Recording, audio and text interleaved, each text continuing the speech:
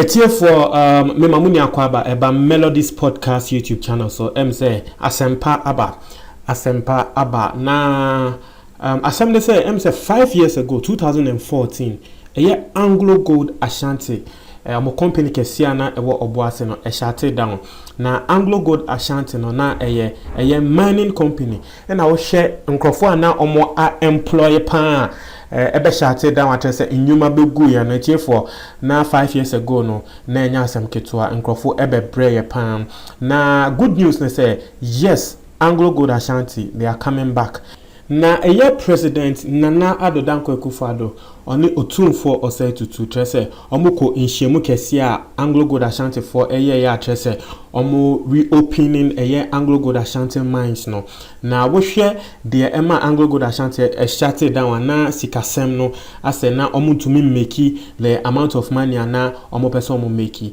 na bibia ye friend consignment ni so no ana concession no na omo nheda enya no Yes, Abasisiano, yes, Omo Babak, MSS Kanaba, Amasisi Omo Babak. But good news, they say, first, no, in human na Omodema foreigners ni no sisi amu de be Ghana for. Yes, first na Ghana for na omo wonjuma ewo hodeda, but na still omo employ foreigners bi atrese omo ne Ghana for no ejuma. But sisi ejuma na first no na foreigners no no sisi Ghana for na ebeye ni 98 for we good news pa atrese aba nkrofo eni aje ho pa na Anglo Gold Ashanti Obuasi omupenyi ekasa na otretre nsemu kyese o hwe nsemu okekan ya na otie nsemu okekan ya obeti ase ye panti yenkofa nsema Anglo Gold Ashanti penyi no okekan. You said you went to Obuasi and the road was bad and everything else and all of those things. Yes. And this is number 1 trending Ghana on Twitter today? It's number 2. Number 2 but trend. If you look at the local stories, it's indeed number 1. Interesting. So, Mr. Subonting, thank you for joining us. Good morning. Good morning, Bernard. Well, so apart from the big news that you are reopening the mine, you're also trending on Twitter. So I'm sure that's double happiness for you. Hello, Bernard. Can you hear me? The line dropped a bit. Can you take it again, please? I'm saying that apart from the fact that the mine has reopened, you are also trending number 2 in Ghana this morning. It is good news for the people of Ghana and in particular for the people of Obuasi. It's certainly something that we, the employees of AGA Ghana Limited, have been looking forward to and have been working on for quite a long time. So it's good news. We're not looking so much at what is trending or not. We're looking at the substance of the development on the ground. Why did the mine close in the first place? Well, since Anglo Gold merged with the then AGC in 2004, running down about 10 years up to 2014, the mine wasn't making profit. And you can attribute it to a lot of things, some being technical, because the mining methods we were using those days were very manual. And so it wasn't as safe, it wasn't very efficient, the costs were very high. So we needed to take a step back. We look at the mining method, look at how we organize the assets internally, and a lot of other changes. But doing that whilst you are operating at the same time wasn't just practical because we have tried it, it didn't work. So we had to suspend production, retrench all employees, pay all the full packages. We look at the way we approach the business by conducting a feasibility study, and that is what has brought us to where we are today. So how much are you investing in the mine over which period? We are going to invest about 881 million over the initial period, which we define as the first 6 years. So the first 6 years, we invest in about 881 million, by which time we would have put in place all the necessary infrastructure and investment that we require for the remaining life of mine. We are currently looking at a life of mine of over 20 years. I see. So how many people will get jobs and what kind of jobs are we looking at? Generally, now that we have changed our mining methods, the mining methods are going to be generally mechanized, automated. And so the number of employees we are going to engage wouldn't be as high as it used to be.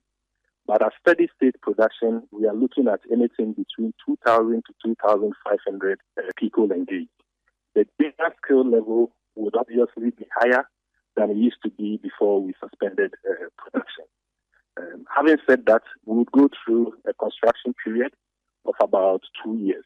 During that construction period, other people will be engaged on a short-term contract basis, some true contractors.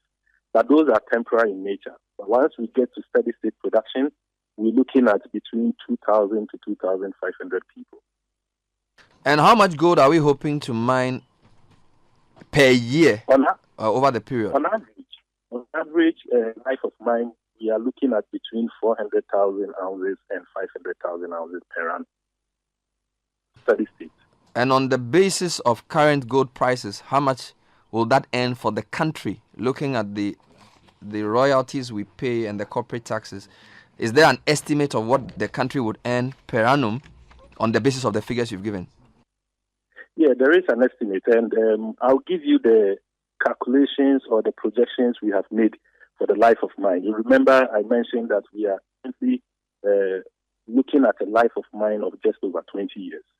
Over that period, we are estimating that about $5.3 billion will be retained in country. Now, this $5.3 billion it includes direct taxes to government, what goes to local businesses, corporate social responsibility expenses, and so on and so forth. The direct taxes to government would be about 2.16 or let's say $2.2 billion over that period. If you look at the total revenue pie that the mine is going to generate over the life of mine, this 5.3 billion represents just over about 51% of the total revenue pie that gets retained in the country. The rest then goes to paying off the initial capital investment and, of course, shareholders get the return as well. So this revenue includes corporate income tax, royalty, local municipal taxes. Does it include the carried interest? Carried interest? No. I mean, in Anglo Gold Ashanti Ghana Limited, the government's interest is not directly in the company in country. The government has an interest in the group level. This was an arrangement that was made, or a decision that was made by government during the merger in 2004. So the government has an interest, but it's not directly in the Ghana business, it's in the global business. And you know, Anglo Gold Ashanti has about 17 operating mines across the globe. I see. So we don't have an interest in the local company. It's just in the group. Yes, that's in the global company, which. So even though the local company is operating a mine in Obuasi, we will not have a carried interest in the revenues of that particular mine. Yes. So the government's interest is in a higher number of mines globally.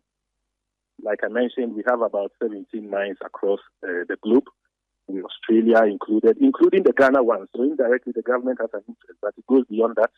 Government has an interest in other mines across the globe under the Anglo Ashanti banner. You're saying so we should expect, based on your calculation, about 50% of the revenue. We know historically that not just your company, but other companies have asked for certain things, which some people describe as stability agreements and development agreements, some of which have resulted, for example, in the lowering of the corporate tax rate. How sure are we that in the next 22 years, you will not come back to us and say, well, because things are hard, we want you to reduce the corporate tax we pay, we want to change the royalty percentage and all of those things, which inevitably affect the revenue that we get as a country? I think we've gone into negotiations with government, we signed agreements, and those agreements are not necessarily only fiscal. I mean, we signed a security agreement with government as well. In general, what companies, in particular Anglo Gold Ashanti, seek from some of these agreements is stability in the fiscal environment so that people can make long-term decisions. So if you look at the life of mine that I just mentioned, it's over 20 years. So if you're making an investment decision today, you want to be sure that the fiscal environment over that 20 years that you are basing your decision on will remain relatively stable. And that's the main focus. And so obviously when investors get changes along the line, they wouldn't want it. But the projections that I'm making now is based on what we know now, is based on agreements we signed with government. Those are not agreements you can go back and forth. And quite frankly, I don't think most mining companies go back to government to renegotiate agreements that have been signed. Certainly, I haven't seen that in Ghana. We know that there's been times that the government on the government side has initiated processes to review some of these agreements, but you'd hardly see the companies going to government to say, let's renegotiate that. All right. So going forward, we have a great expectation that Obuasi would come back to life, because in the absence of the mine, people said the town was dying. In your view, what does this mean for the people of Obuasi and the local economy of the town? It means a lot. It means a lot. To start with, through the opportunities we create in terms of employment, obviously people in the Obuasi town will get jobs to do. The fact is that the mine on its own will not be able to meet all expectations in terms of employment to start with. But certainly, it's far better than without a mine. What we've done to also help manage some of those employment expectations is to put in place what we've termed the local employment procedure. What the local employment procedure is to give preference to indigenes of Obuasi and the surrounding communities that sit on the mine's concession in terms of employment. And those are things that we've kicked in already. We go by that. We expect all our major contractors to also go by that. That's just on the employment. Then you come to businesses. We try and we're making efforts to ensure that local businesses do get a stake in the value chain of the company. So already, some of the few contracts that we've given out have gone to local businesses. And if I say local businesses, we're talking about businesses in Obuasi. Generally, what we want to do, and that's in alignment with the government's vision, is to ensure that Ghanaians in general get a good stake in the value chain of the company. The biggest contract we have on the mine, as we're coming back to redevelopment, is the underground mining contract. With the underground mining contract, at this stage, there isn't any Ghanaian company that has that skill in mechanized underground mining contract. But we thought this is an opportunity to develop one. So we've insisted that whoever does the mining contract should partner with the Ghanaian entity. And they've been able to do so. So we found another Ghanaian entity that has taken a 30% stake in the JV to do the underground mining contract, with the hope that 5 years down the line, that underground mining contractor on the Ghana side would have gotten some experience, and then from there they can stand on their own feet and go even outside Ghana to look for jobs. Those people who will come into the Obuasi mine obviously would participate in the local economy. They will buy, they will rent, and do a lot of things. This aside, we have our usual corporate social responsibility or initiatives. We have a trust fund. Now that the mine is coming back, for every ounce of gold we produce, we'll be putting $2 in the trust, so that the trust fund will have money. This is a trust that is managed by local community representatives. We'll have close to between $800,000 to $1 million every year to embark on any initiatives that they seem fit or they deem fit to the benefit of the community. Just mentioned a few. We'll continue to run a hospital we have in Obuasi. The hospital is arguably the second best in the Ashanti region. We run a school. We run a malaria control program. You'll notice that when it comes to malaria, the prevalence rate in Obuasi is probably the lowest in the country. All these will continue, and there are some at times will allow me to go through. So certainly, big benefits to the people of Obuasi, and we are proud that we're making that happen.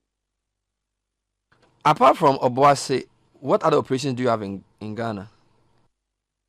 Take that again. What other operation we have in Ghana? For example, is the Iduaprim mine still active? Yes, that's a very good one. So whilst the focus has been in Obuasi because we suspended production, our Iduaprim mine has come down very nicely throughout this period and providing employment opportunities to the people of Takwa in the western region, and embarking on other corporate social initiatives as well. And that has happened along very nice mine in Takwa. Okay. Let me just ask a few more general questions, then I'll be happy to let you go. There's a view that you said in your previous answer that mining companies don't usually ask for a variation of terms, or as in they don't ask for contracts to be changed. They prefer stability. That's why we call them the stabilization agreements. And I know that in the negotiation for this mine to reopen, government granted some fiscal concessions. For example, in the first 10 years of the life of the mine.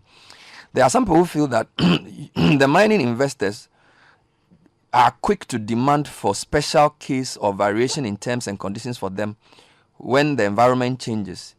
Yet they claim and ask for a level playing field and stabilization. But when their macro environment or even environment in relation to the cost of operations or any other cost item increases slightly, they make a strong case to governments to make a variation and create a special case for them. Some people feel that this inevitably erodes the revenue expectations of the country. What's your comment on that? Well, allow me to focus on Obuasi in this particular case. In Obuasi's case, the stabilization and the fiscal concession discussions we've had with government have focused on the initial period. Remember, I mentioned that for the first 6 years, we are putting in $881 million into the project. During that 6 years, and quite frankly, up to 10 years, the company doesn't make so much money. It makes the investment a very tight one. By getting those concessions, it unlocks the value over the life of mine, so that the figures I'm putting out there in terms of the 5.3 billion becomes a reality. And if you then compare it to what the value of the concession, then it makes sense on the part of both parties to carry through some of these agreements. Now, on the other side, where you talk about the fact that when things change, mining companies quick to demand for further concessions. I think the general point is that, like I mentioned at first, mining companies don't generally go back to request for variation in existing agreements. Normally, and it doesn't apply to only mining companies, generally investors want stabilization. They don't want surprises, particularly in the fiscal environment. But when it comes to the upside to government, for instance, and I'll go back to the Obuasi agreement, the royalty rates that Obuasi has signed up to, not a fixed rate, it's a sliding scale royalty rate. What it means is that when the gold price goes up and the company benefits from a higher gold price, government also benefits, the people of Ghana also benefit, the economy of Ghana benefits. So as the gold price goes up, the percentage, the royalty rate or the royalty percentage also goes up with it. And I think that's a key thing that we can look at, so that it's not as if government puts up concessions or stabilizes things, and so everything is stabilized. It's not every single thing that is stabilized. And I've given an example with regards to the royalty. All right. Now, because your company and parents started operating mining in Ghana before even the country Ghana started, if I'm not mistaken, you've been here since 1896 in one shape. Let me correct that. In one shape or form. Mining operation. Okay. Can I correct that? Yes, go ahead. The mining operation in Obuasi started in 1897. 97. Okay. 1897. So it's been about 120 years. Yes. But the company Anglo Gold, and in this sense, Anglo Gold Ashanti, came into the picture in 2004. So that's when the company Anglo Gold Ashanti has been running the mine since 1897. It's gone through several hands. Yes. Yeah, I know that the company I'm referring to is Ashanti Goldfields Corporation, which began in 1897, listed on the stock exchange, acquired by Lonro, went through various changes of ownership until April 2004, merged with Anglo Gold Limited to become Anglo Gold Ashanti. But my point is that the knowledge and the experience you have spans over 100 years as a company, looking at all the changes it's gone through, and which is really the premise to a question. It's not even a question yet. So if you permit me to ask the question. So my point is, you in one shape or form has been here for over 100 years. Okay, let me put this question well. Do you take part responsibility for the way mining has become an enclave sector? Because there's a lot of people who feel the sector is not properly linked to the rest of the economy. And in fact, the main benefit we get generally by some analysts is of a fiscal nature. So we get money, but they don't get, for example, local expertise to start local mining firms. a lot of the high-level jobs still they have to import. Some of the parts that they need to use, they still have to import. The view is that we have not managed to link mining to the rest of the economy well enough. As a Ghanaian running this company, what's your comment and your view about that? Okay, so I'll take give you the answer in two ways. One from an Anglo Gold Ashanti perspective and one from an industry perspective. So from the Anglo Gold Ashanti perspective and from my perspective as a Ghanaian, I'm very passionate about local content, Ghanaian business participation, and so on. And that's our aspiration as a company, as I speak. So, for instance, we've determined that we'll encourage and we'll bring in as many Ghanaian expertise as possible to ensure that the company is predominantly run by Ghanaians. Now, the practicality is that not in every field, particularly during the construction phase, that you get Ghanaians to be in all key positions and to run the business. So we would, as a matter of necessity, get in some expertise from outside.